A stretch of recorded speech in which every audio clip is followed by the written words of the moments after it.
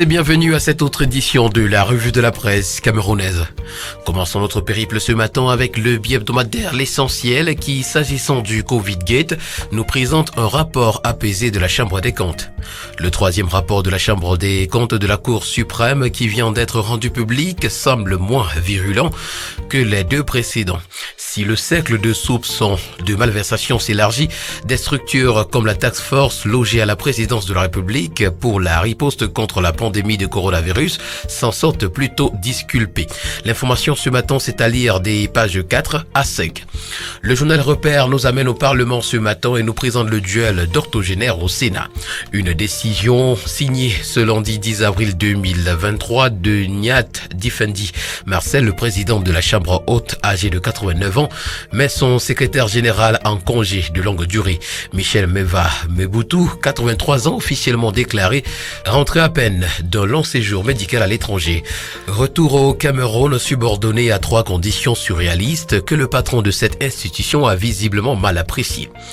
L'hebdomadaire Kalara ce matin revient sur l'affaire Martinez-Zogo et titre « Quand Vision 4 Télévision remue terre et ciel pour sauver Amougou Bellinga ». D'après l'information rendue ce matin par l'hebdomadaire, alors que la cour d'appel du centre, jadis sous la botte du patron du groupe L'Anecdote, s'apprête à le recevoir dans le cadre d'une procédure au contour flou depuis son incarcération à la prison principale de Kodengui pour complicité de torture, les collaborateurs et autres obligés de l'homme d'affaires multiplient les initiatives pour discréditer la justice. Le décryptage que nous propose l'hebdomadaire est à retrouver aux pages 6 et 7. En petite une, dénouement, voici pourquoi Zambo Amougou a été frappé de 20 ans de prison. Crime, le flou s'épaissit encore autour de l'assassinat de Brian Fombor. Réquisition, le parquet fait tout pour la condamnation du professeur Bekolo Ebe. Et puis justice, le directeur général d'une société d'État dit non au procès de son prédécesseur devant le TCS. Le journal My Hospital ce matin revient sur le décès d'un bébé à la clinique Le Jourdain et nous renseigne que Manaouda Malachi instruit l'ouverture d'une enquête administrative. C'est d'ailleurs ce qui ressort de la visite surprise du ministre de la Santé publique effectuée dans cette formation sanitaire le 10 avril 2023, soit 7 jours après le décès controversé d'un bébé. Pour le journal Nouvel Horizon, ce matin, on s'intéresse au Sénat. Le mandat des 100 sénateurs a été validé. Le quotidien de la santé, EcoSanté, parle du lancement de la couverture santé universelle à sa grande une ce matin et nous indique « Voici le jour dit ». Longtemps annoncé dans notre pays et après plusieurs renvois, la phase 1 de la couverture santé universelle va effectivement démarrer ce 12 avril 2023. La cérémonie relative sera présidée aujourd'hui même à 10h dans la localité de Mandjou, région de l'Est, par le ministre de la Santé publique, le docteur Manaouda Malachi. Toutes les autorités de la dite région et les populations sont d'ores et déjà mobilisées pour que la couverture santé universelle connaisse un succès historique. L'information est à retrouver en page 4.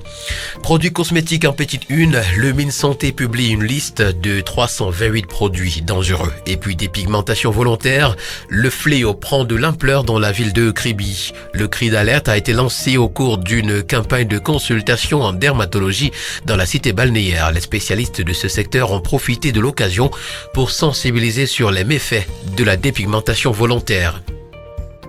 À Touboro et d'après la grande une du tri-hebdomadaire du Sahel, le HCR abandonne 45 250 réfugiés.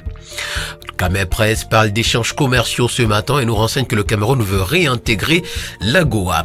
Pour le quotidien Econews, on revient sur la gestion des fonds Covid. Retrouvons les bons et les mauvais comptes.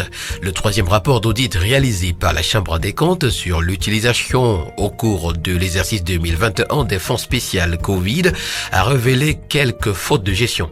Que va faire le gouvernement des 6 recommandations de la Chambre des comptes? L'analyse que nous propose le quotidien Econews est à retrouver à la page 4. Le quotidien L'Info à chaud qui revient ce matin sur le carnage odieux de Nanga et Boko s'interroge. Mahaman serait-il l'assassin?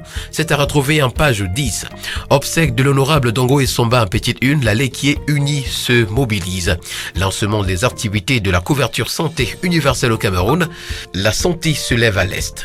Autant d'informations ainsi que bien d'autres à retrouver ce matin dans les colonnes du quotidien L'Info à chaud.